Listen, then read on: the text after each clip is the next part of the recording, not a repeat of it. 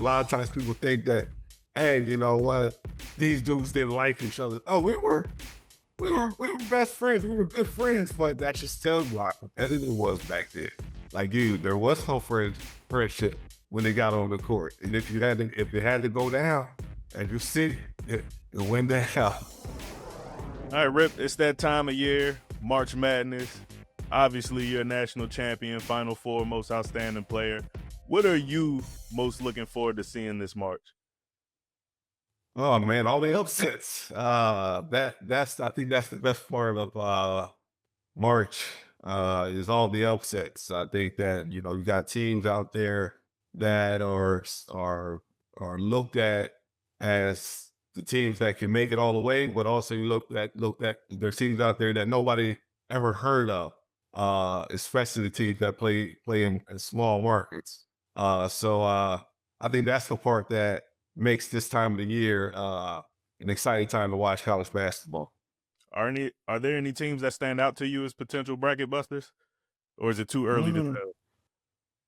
I mean, there's a few teams out there, but you know, college basketball is older now, so it's all about the transfer portal. So teams that you don't expect to make it, you sometimes tend to forget. Oh, such and such transferred over there, and he played well on the college team that he played prior to that.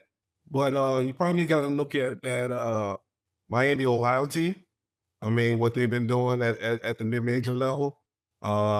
They're playing really well right now. So I think it's more in the mid-major area. Uh, Teams that fans don't watch all the time that have a real good nucleus, but also, to be 100% honest with you, that they're older. I'm glad you brought up Miami because Bruce Pearl has been very critical of them. He doesn't think they're one of the best teams in the country. Do you think that they can actually go into this tournament and make some noise? I do, because one, their style of play, the way they get up, take advantage of the three ball. When you make a run in the tournament, it's all about one blocking out the outside noise, right? And when you're playing on some of these high level teams, you know, you got guys thinking about the league, you got the guys thinking about their brand, you got agents, and you know, they're thinking about a whole bunch of other stuff. These smaller teams, they like, hey, nah, this is our opportunity to show the world that we belong and we gonna do it together. So when you got a group that has that type of mindset, man, special things can happen for you. I don't know if you saw this, but there was a debate on, I think the show is called To the Baja. It was Ray Felton, Theo Pinson, Charlie Villanueva. They were debating who would win between the all-time UNC team and the all-time UConn team. Where do you stand on that? Man, you know where I stand, man. We beat the brains off of them. Like the team that we had, you know, I'm not even gonna talk about what they got. We get North Carolina again. My bad, you know, because they do have some of the all-time greats there. But I'm a UConn guy, and if you look at the pieces, we're talking about winning the game. We're not talking about, hey, what university has the best players, because Michael Jordan is the greatest player of all time. But if you took their five and you matched up our five, I don't think they can beat us. And just the simple fact, we got guys that know how to play off the ball.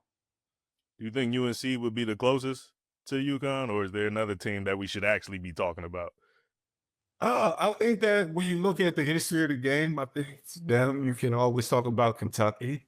Also, I mean, another great blue blood state. We can talk about Kansas.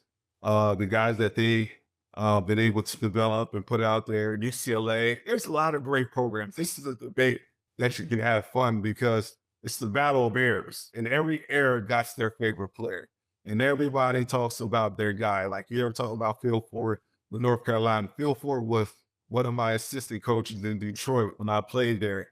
And I tell Phil Ford all the time, if he would have played against us, we would have bust his. And I don't want to say another word because I know a lot of kids that watch like that. I mean, when you got a little sample of that potential matchup against MJ in your time at DC, what were those practices like against Michael Jordan? it was fun. It was exciting because your competitiveness kind of takes over, right? Before, when you see MJ, it's almost like you see a ghost. To be 100% honest, with you. It's a surreal moment. I've been watching Michael since I was a kid. He's my favorite player of all time, and to get an opportunity to watch him, play with him, ask him questions, like sometimes you get starstruck. To be 100% honest with you, so the thing I loved about playing with him was when I asked him questions, he answered them. Any question, whatever I wanted, he was always giving me advice and trying to help me to get to where I was when I got to Detroit, and that was an All-Star and NBA champion. So let's talk about Detroit a little bit. Number one, the Pistons are back on top of the East again. It's been a long time. What have you been most impressed with by this team? I think the thing I'm most impressed with the team is their toughness. The way they stay connected, the way they have each other's back. And you can see that Charlotte game when Big Stewie came running off the bench. Like you love that. Like you were all playing basketball in the parks, and when you sit there with your group of guys, you say, "Hey, if there's a fight, we all fight. If we win, we all win. Uh, I am my brother's keeper." And sometimes you forget that in professional sports, especially when it comes to brand, when it comes to everybody having these ulterior motives out on the floor. And it just seems like this team is always connected. They do everything, not just on the court, but off the court too. So that's the thing I love and the thing that I'm most impressed about. You guys had that toughness. Obviously, everyone knows about the bad boys Pistons. Why is it that the best Pistons teams always seem to have that edge? You know what? We embody the city, right? I think that's a big part of it. Detroit is a tough city. Uh, you know, uh, you got to come out and put your hard hat, and your Timberland boots on. You go to work, right? There's no excuses. And we embody the city. The fans come out each and every night to cheer for you guys, and you understand that. So I think that's a big part of the culture that people need to talk more about. The people of Detroit. I was just looking back at the Malice at the Palace, and I saw, obviously everyone remembers Ron Artest, Jermaine O'Neal, the Pacers' involvement in that. I forgot you were even on the court when that all broke out. What do you remember from that time? Is there any stories that we don't know about that you remember that never really went public? I know I probably shouldn't have been out there. The skinniest dude on the floor in the middle of all Yeah. the scuffle. Man, you know what? It was a lot going on during that time, man. We can speak hours about it and tell you the truth. And I don't know if this is the right platform to kind of talk about that part about it. But I think it was a situation that nobody wanted to happen, to be 100% honest with you, because it was two teams that should have been in the Eastern Conference fighting to get to the NBA finals.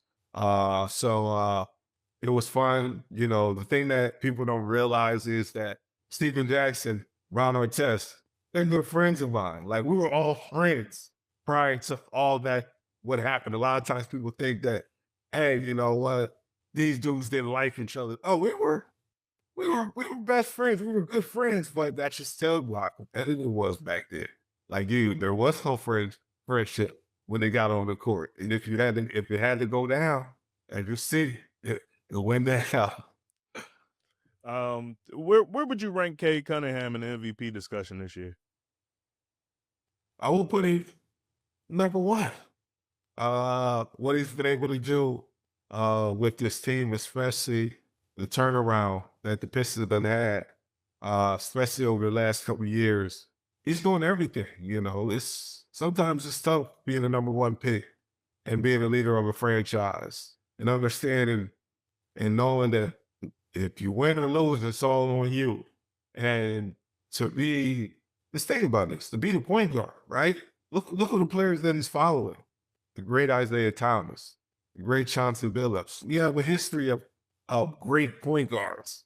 So I just think that the way he managed the game, knowing when to score, knowing when to pass, I think that's something special. Um, Chauncey's obviously dealing with some tough legal things going on right now. Have you had a chance to talk to him? And where's his headspace at right now? No, Chauncey's in a good place, man. We always have his back, spoke to him multiple times. So we're here to support him, but this ain't Chauncey. Come on, man. I know Chauncey. This ain't him, man. So hopefully everything works out and everybody in the world realize that, Chauncey's one of the better people in this world. We talked about your time in DC a little bit earlier, but I know most people do recognize you as a Piston. As a Wizards fan, I have to ask you though, how do you reflect on your time at DC? Do you have positive thoughts about that? 3 year stint. I know they're the team that drafted you. Is it negative? Yeah, I had a great time in Washington, D.C. Love the fans there. They're the team that drafted me. So for me, that team always had a special place in my heart, to be 100% honest with you. They're the team that got Rick Hamilton going. So I love the city of DC. Other than Steph, because I'm sure you've heard these comparisons, guys who run around the screens a lot. Are there any players in today's game that remind you of yourself? The mid range, which was really your bread and butter, has kind of been, eliminated from the game a little bit. I would have to go with Devin Booker. Devin Wolf, that's the guy that I love. Probably one of my favorite players in the league, especially one of my favorite two guards. Understands the game, knows how to get the spots.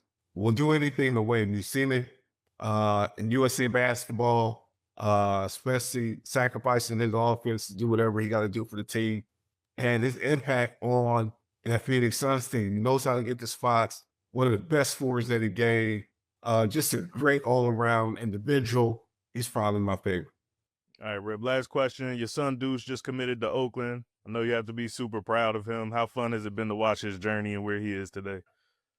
No, it's fun. It's exciting. To watch him grow from a young kid, not understanding how hard it is to understanding how hard it is to play Division One basketball. To watch his growth during the whole time. I think the probably the most impressive thing for me is that he was able to do is block out all the outside noise. Him being my son and all these people having expectations of him. Understand this is his journey, right? Like he's creating his own narrative. Uh, dad is over here and he only looks at me as dad. Everybody else looks at me as Rick Hamilton, a great basketball player. To him, I'm his dad. And to watch his journey, to go out there and prove himself and to work hard each and every day, I think that's the fun part about it because it's pure. Basketball ain't always pure nowadays.